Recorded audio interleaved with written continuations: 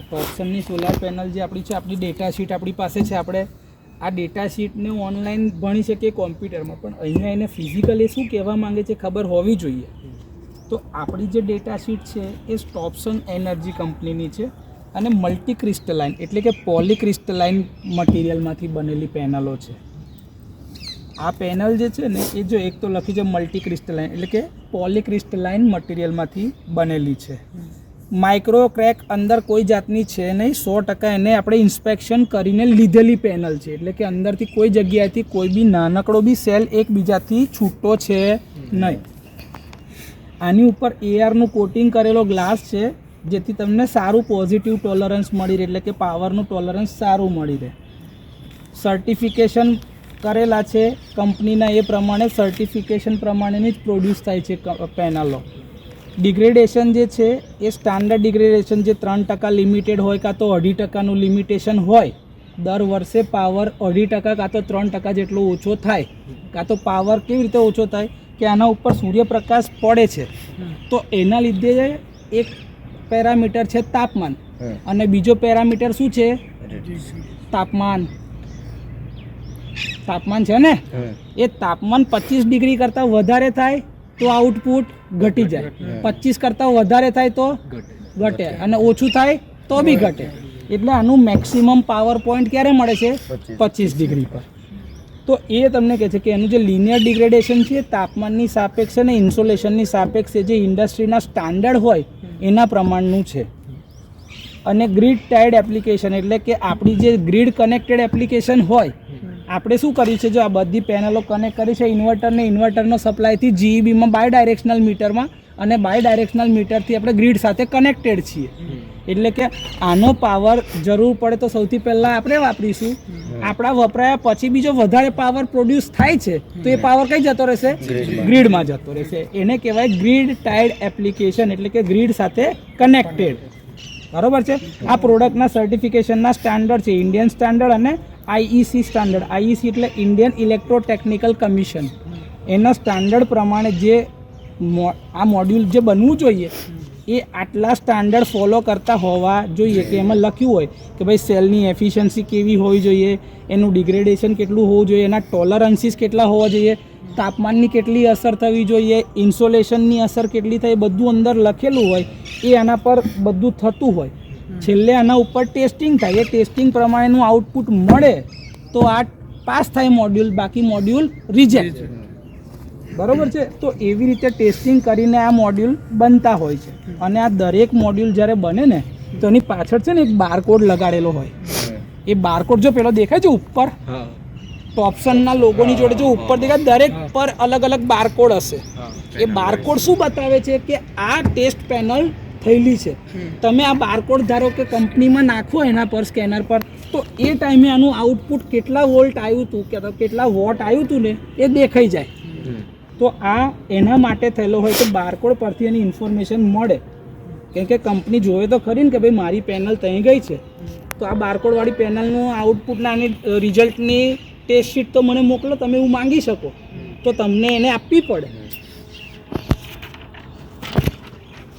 Okay, હવે આપણું module જે છે ને જો આ રહ્યું TL24P315 છે પેનલ છે.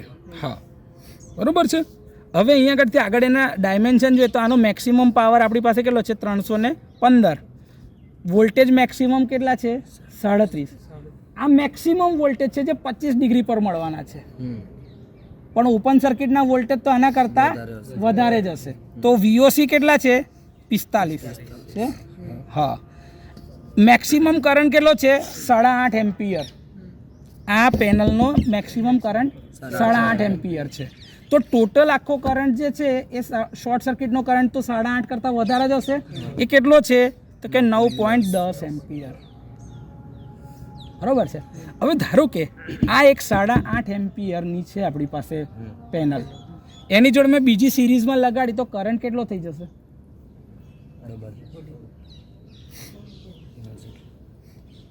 બે 8.5 એમ્પિયરની પેનલ છે એને હું સિરીઝમાં લગાડું છું, એ જ રહેશે. સિરીઝમાં છે. કેમ આવું કરો છો? તમારા ઘરમાં સિરીઝ લાઇટ લગાડો છો તો પહેલી લાઇટની જોડે બીજી લાઇટ લગાડો છો તો બંનેનો કરંટ સેમ નહીં હોતો. તો એવી આની અંદરમાં મેં 16 પેનલ લગાડી છે. કેટલી? તો મારું શું બદલાશે? કરંટ બદલાય? તો મારી 16 પેનલ જે આ ગઈ એની જોડે સિરીઝનો કરંટ ફિક્સ, એટલે કે આખા મોડ્યુલમાંથી જેટલો બી કરંટ આવશે તો છેકથી છેક કરંટ 8.5 એમ્પિયર જ આવવાનો છે, એનાથી વધારે કરંટ નીકળવાનો છે જ નહીં. ડન? તો 8.5 એમ્પિયર અહીંથી 8.5 એમ્પિયર 8.5 8.5 8.5 8 પંચાવન 40 એટલે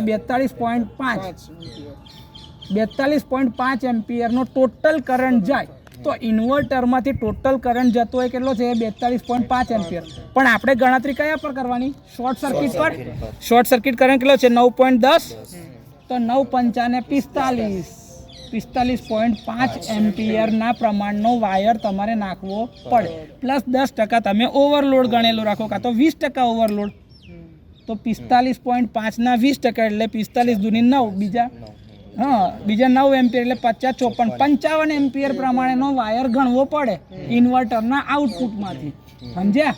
તો આ બધી ગણતરી આટલી સિમ્પલ જ છે, આ કંઈ અઘરી નથી. એટલે આ જે છે ટોપ્સન એનર્જી લિમિટેડનું TEL છે. 24નો મતલબ તો એના ટોટલ સેલ બસ બાર્સ, કે એના સેલના બસ બાર્સ કેટલા છે? 24 છે. જો આને કહેવાય 1 2 3 4 5 6 7 8 9 10 11 12 13 14 15 16 17 18 19 20 21 22 23 અને 24. ટોટલ આની અંદર 6 સેલ એકબીજા સાથે કનેક્ટેડ છે આ રીતે, અને બધાના અંદર એક સેલમાં ટોટલ 4 બસ બાર્સ છે. તો ટોટલ થઈ ગયા 6 4 24, એટલે કે 24 બસ બાર્સની પેનલ છે. પી એનો મતલબ થાય પોલીક્રિસ્ટલાઇન. શું છે? Polycrystalline material. અને 315 જે છે એનું આઉટપુટ વોટેજ છે, વોટ પીક, કે મેક્સિમમ વોટ પીક એના 315 થાય. ઓકે, આપણે ત્યાં આગળ આપણી પાસે અત્યારે જોવા જઈએ તો આપણો મેક્સિમમ VMPP કેટલા છે? 37, અને IMP કેટલા છે? 8.50 એમ્પિયર. તો VOC અને ISC એના કરતાં વધારે જ હશે. VOCની વેલ્યુ કેટલી છે? 45 વોલ્ટ,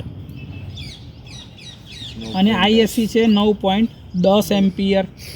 જ્યારે બી આપણે પ્લાન્ટની ગણતરી થતી હોય તો VOC ઇન્ટુ ISC પ્રમાણે પાવર ગણાતો હોય. ઓકે, તો અત્યારે આપણા VOC કેટલા છે? 45.0 ઇન્ટુ 9.10. તો આ મોડ્યુલ જે છે એની અંદરમાં V ઇન્ટુ Y કરો તો 45 ઇન્ટુ 9.10 કરો ભાઈ કેલ્ક્યુલેટરમાં. ચાલો,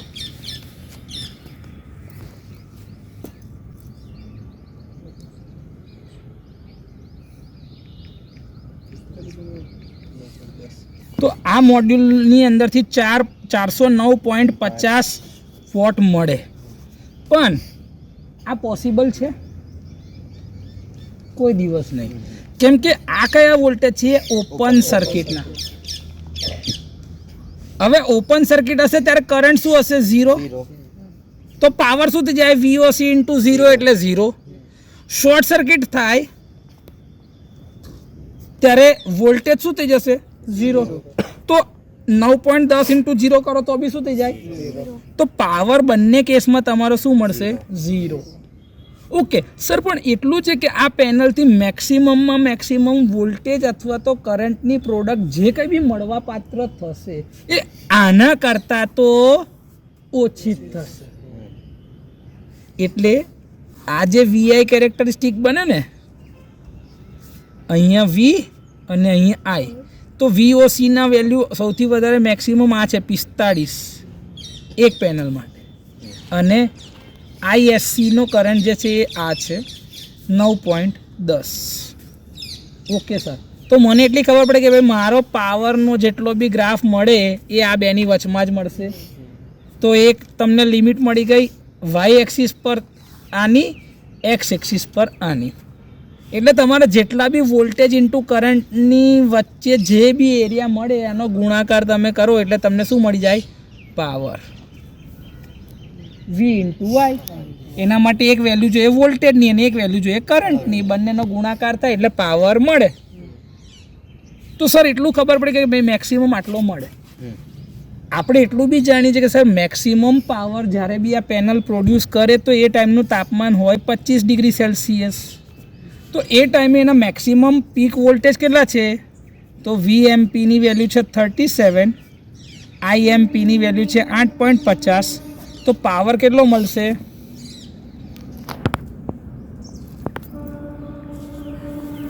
37 ઇન્ટુ 8.5 314.5. 314.5 એટલે વોટ પીક કેટલા મળ્યા? 315. જે લખ્યું છે ને એ આ છે. એટલે 314.5 નો મતલબ આ છે 315 વોટ પીક. એ કઈ ગણતરી છે? VMP into IMP. Clear? Okay. હવે આગળ જે તમે જોવો છો આપણે આવું શું કર્યું છે કે ભાઈ પર જ્યાં 25 કિલોવોટનો પ્લાન્ટ લગાડીએ છીએ તો આપણે શું કરીએ છીએ? આપણે 16 સ્ટ્રિંગ લીધી છે. 16 મોડ્યુલની આખી એક સ્ટ્રિંગ 16 મોડ્યુલની એક સ્ટ્રિંગ બનાવી છે, જેમાં 1 થી લઈને 16 મોડ્યુલ છે સિરીઝમાં. કેવા છે? સિરીઝમાં. ઓકે. તો 16 મોડ્યુલ જો સિરીઝમાં થાય તો એના VOC ઇન્ટુ 16 કરવા પડે એટલે એના ઓપન સર્કિટ વોલ્ટેજ થઈ જાય. કરંટ કેટલો થઈ જાય? ISC જેટલો, કેમ કે સિરીઝમાં કરંટ સેમ રહે. પણ આપણે તો સાહેબ પાવરની ગણતરી જે કરવી છે તો મેક્સિમમ વોલ્ટેજ ને મેક્સિમમ કરંટ પર. તો આ 16 પેનલને જ્યારે હું સિરીઝમાં કનેક્ટ કરું છું તો એના VMP કેટલા આવે છે? એક સ્ટ્રિંગના અને સ્ટ્રિંગ 1 VMP કેટલા થઈ ગયા? 37.0 ઇન્ટુ 16.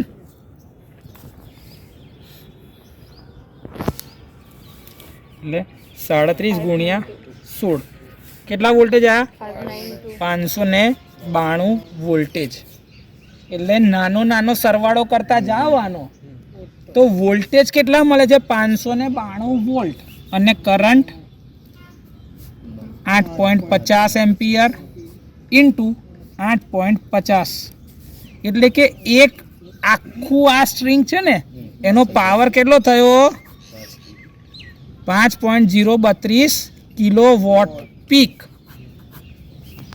મેક્સિમમમાં મેક્સિમમ પાવર આવો પ્રોડ્યુસ કરે. એવી તમારી પાસે કેટલા છે? 5 સ્ટ્રિંગ છે. કેટલી? 5 સ્ટ્રિંગ.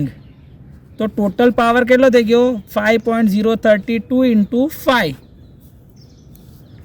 5.032 into 5 25.16 kilowatt peak. જેને અમે આવું કહે છે કે ભાઈ it is equivalent two 25.2 kilowatt peak. Plant design કરીએ છીએ ત્યારે આટલું પ્લાન્ટ કેપેસિટી નાખીએ છીએ 25.2 કિલોવોટ પીક. ક્લિયર? કનેક્ટ કરી શકો તો જો અહીં શું કહે છે? મેક્સિમમ સિસ્ટમના વોલ્ટેજ કેટલા છે? મેક્સ સિસ્ટમ વોલ્ટેજ ઇન્વર્ટરના ઇનપુટ હોય ને તો અહીં આગળ જતા કેટલા છે ખબર છે? 1000 વોલ્ટથી નીચે. તો 1000 ડિવાઈડ બાય 37 કરો. 1000 ડિવાઈડ બાય 37 27.027. એટલે કે તમે આ ઇન્વર્ટરના ઇનપુટમાં એક સાથે 27 મોડ્યુલ સિરીઝમાં રાખ્યા હોત ને તો બી આ ઇન્વર્ટરને વાંધો હતો નહીં. એટલે 27 મોડ્યુલ સિરીઝમાં હોય તો આ ઇન્વર્ટરને વાંધો હતો નહીં, કેમ કે લિમિટ કેટલી છે? 1000 વોલ્ટ ડીસીની. દેખાય છે? સિસ્ટમના મેક્સિમમ વોલ્ટેજ તમે કેટલા પર રાખ્યા? 592 વોલ્ટ. એટલે કે 600 વોલ્ટ.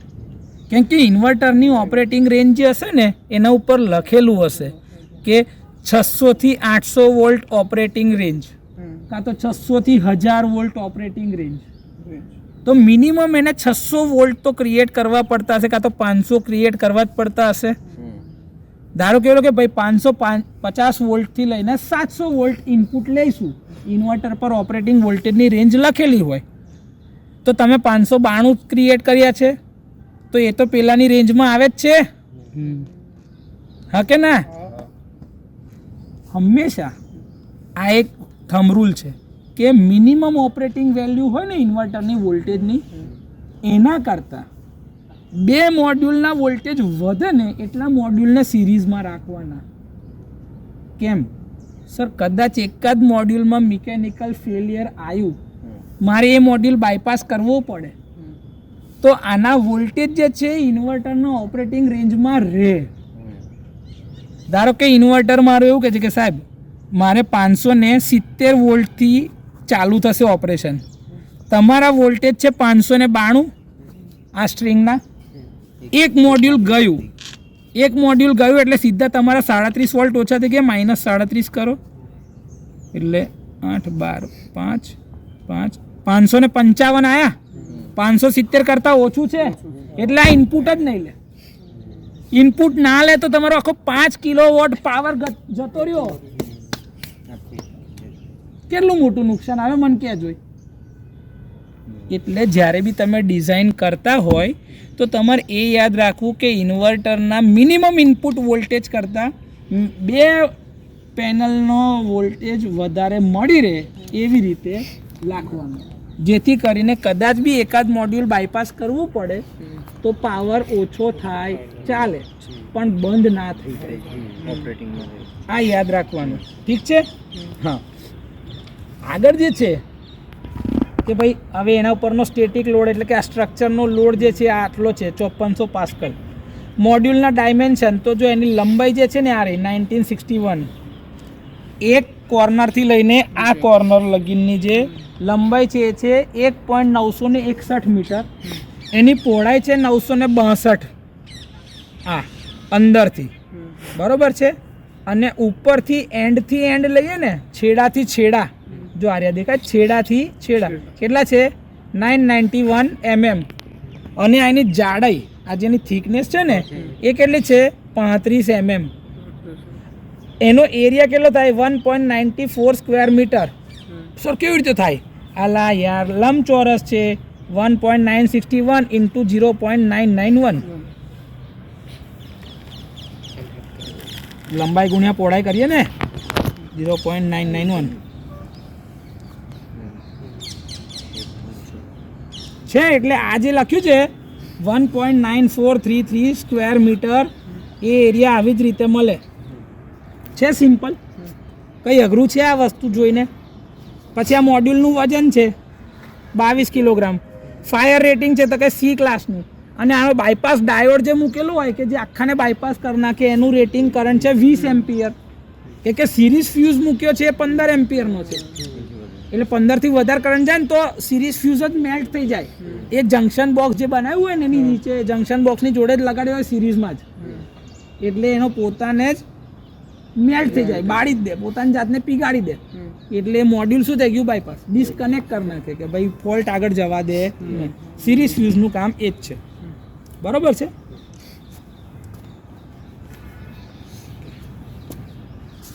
આ નોર્મલ ઓપરેટિંગ ટેમ્પરેચર કન્ડિશન્સ છે કે જે ભાઈ એનઓસીટી પર તમારે 45 ± 2 ડિગ્રી સેલ્સિયસ જે છે, પીએમપીના વેલ્યુ આટલી છે, આઈએસસીની અંદર આટલી છે, વીઓસીમાં આટલી, એટલે કે ડિગ્રેડેશન કેટલું ઓછું થશે કેટલું વધશે.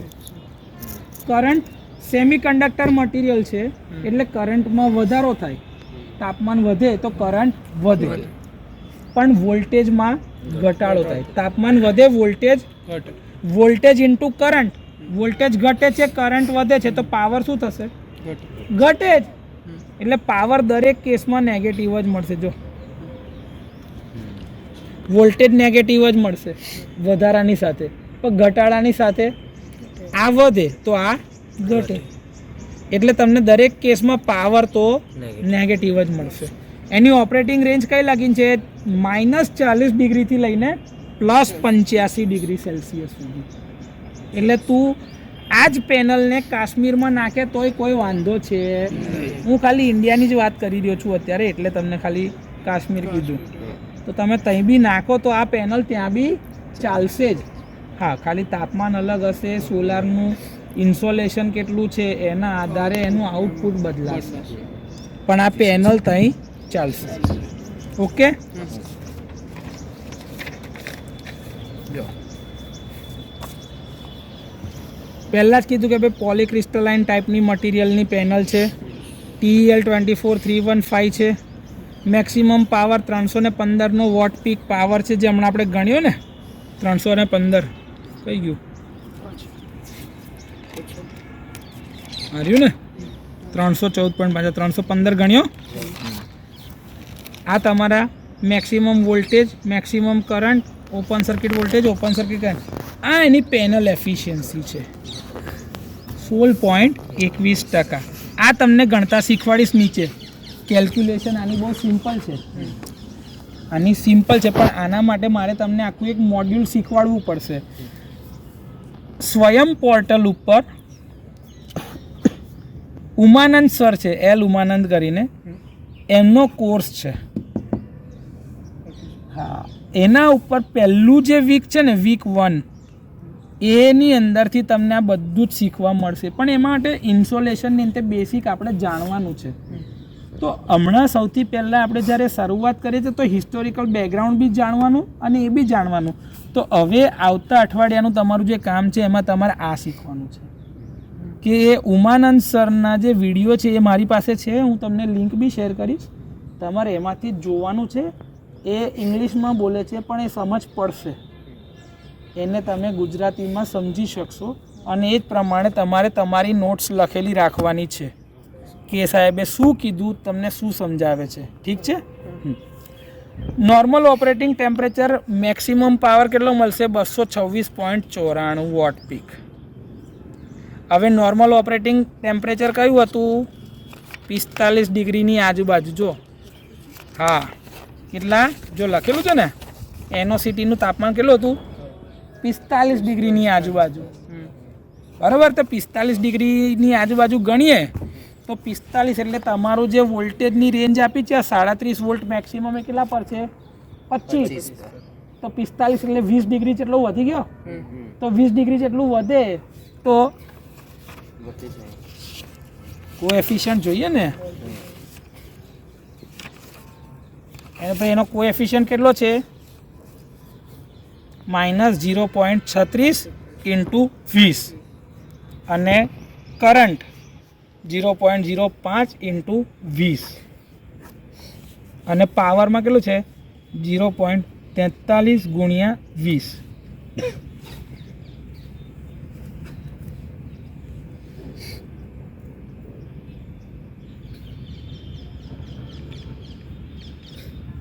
.6 વોલ્ટ, 8.6નું ડિગ્રેડેશન દેખાય છે, ઓછું થાય છે. બરાબર છે. પણ એના લીધે આખી પેનલની ઉપર ઓછું થશે જવાબદાર, કેમ કે તાપમાન ભલે તમારું વધી ગયું, પણ ઇન્સોલેશન કેટલું થાય છે એના આધારે કલેક્ટિવ મેક્સિમમ વોટ પીક જે મળવા પાત્ર થશે એ આટલા થશે. આ ટેસ્ટેડ વસ્તુ છે જે એ લોકોએ આપણને આપી છે, આપણે આ ગણી શકીશું. એના માટે તમારે આ સાહેબનું પહેલું અઠવાડિયું જોવું પડશે. બરાબર છે. આ કોર્સનું એ ટાઈમ દરમિયાનના તમને મેક્સિમમ વોલ્ટેજ કેટલા મળશે? 33.17. કેટલા મળશે? 33.17. એટલે 36 દૂની 72 -7.2 વોલ્ટ. બરાબર છે. અને અહીંયા આગળ તમારો 20, 50 અને 100 એટલે 1 એમ્પિયર. એટલે આની આજુબાજુના ડિગ્રેડેશન તમને જોવા મળશે. જો આ 6.84 આટલો મેક્સિમમ તમારો પાવર છે તે ટાઈમ દરમિયાનનો કરંટ, ત્યારે જ્યારે આપણે નોર્મલ ઓપરેટિંગ કન્ડિશન 45 ડિગ્રી પર લઈએ છીએ ત્યારે. પણ આમાં શું થાય ખબર છે? આપણે પેલું ઇક્વેશન લેતા 1 + α0 × ΔT, આમાં T2 - T1ની રીતે જોતા હતા ને આપણે, જે તાપમાનનો તફાવત મૂકવો પડે એટલે 45 - 20, અને ત્યાં આગળ α0 એટલે એનો કોએફિશિયન્ટની વેલ્યુ, અને 1 એટલે મેક્સિમમ તાપમાન. એ આપણે જોઈશું, આ તમને શીખવાડું છું. તમે પેલું ઇક્વેશન લાવતો હતો ને ખબર આપણે, RT equals to R0 into 1 plus alpha 0 into delta T. આવું ઇક્વેશન આપણે શીખેલા છીએ આગળ. આ એ જ છે, આ એ જ વસ્તુ છે, એ શીખવાડ દઉં તમને હમણાં ગણિત નીચે પછી. હા, એટલે આટલા તમારા ઓપન સર્કિટના વોલ્ટેજ, આ તમારો શોર્ટ સર્કિટનો કરંટ. સિમ્પલ. તમારું ટેમ્પરેચર કેટલું છે? 45 ± 2 ડિગ્રી. અને એ ટાઈમનું ઇન્સોલેશન કેટલું છે? 800 વોટ પર મીટર સ્ક્વેર. એર માસ 1.5, વિન્ડની સ્પીડ 1 મીટર પર સેકન્ડ, અને તાપમાન એમ્બિયન્ટ કેટલું લેવાનું? 20. એટલે તફાવત કેટલો થયો ખબર છે? 45 - 20 એટલે 25 ડિગ્રીનો તફાવત થયો. 25 ડિગ્રીના તફાવત પર બધું ગણવાનું થાય. સમજ્યા? પછી આની ઓપરેટિંગ રેન્જ છે, આ બધાના કોએફિશિયન્ટની વેલ્યુ છે, મેક્સિમમ સિસ્ટમની વોલ્ટેજની વેલ્યુ કીધી, 15 એમ્પિયર સિરીઝ ફ્યુઝનું રેટિંગ કહી દીધું, આ એના ડાયમેન્શન સમજાવી દીધા, એનું વજન 22 કિલો છે એક પેનલનું. ટોટલ 72 નંબર ઓફ સેલ્સ અંદર મૂકેલા છે. આ નંબર ઓફ સેલ્સ કેવી રીતે ગણાય ખબર? જો આ તમને દેખાતા હશે. જો આ જે દેખાય, આ એક ચોરસ, આ ચોરસ એક સેલ છે. એવું ખબર પડી કે સાહેબ આ 1 2 3 4 5 6 સેલ એકબીજા જોડે લાગેલા છે. જો આ 1 2 3 4 5 ને 6 સેલ છે એકબીજા જોડે. હવે આમ ગણો, 1 2 3 4 5 6 7 8 9 10 11 અને 12. 12 × 6 72. તો નંબર ઓફ સેલ્સ કેટલા કીધા છે? આ જૂની ટેકનોલોજી વાળું મોડ્યુલ છે, જ્યારે સૌથી પહેલાં લોન્ચ થયેલું હતું એ છે પોલીક્રિસ્ટલાઇનનું.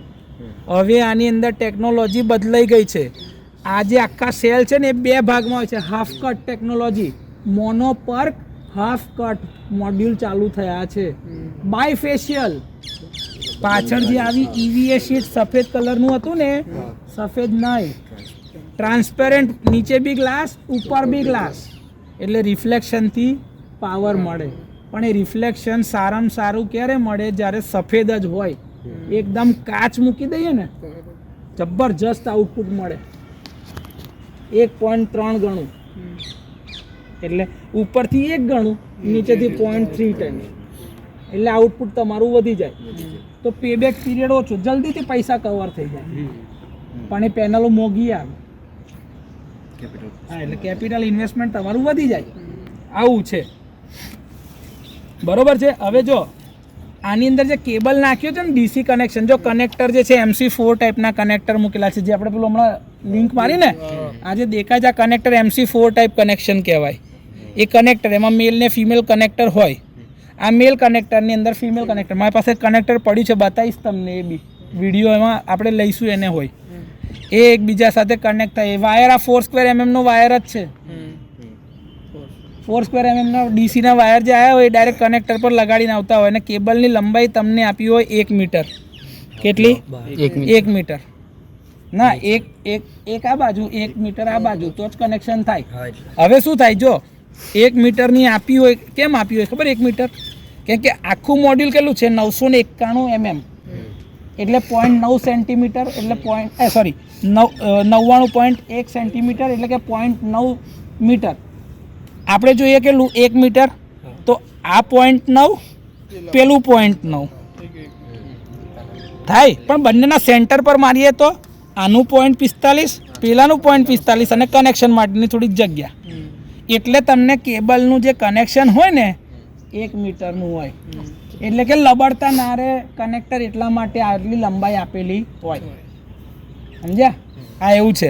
જો એક બાજુથી પોઝિટિવનો કેબલ, એક બાજુથી નેગેટિવનો. જો દેખાય છે positive connector, negative connector, 4² mm નો કેબલ, 1 મીટરની લંબાઈ વિથ MC4 કનેક્ટર. આ એ જ છે, કશું નવું છે નહીં ભાઈ આની અંદર. બરોબર? બીજું કંઈ હોય તો પૂછો. હવે આમાં કંઈ ના ખબર તો કહો મને. ડન?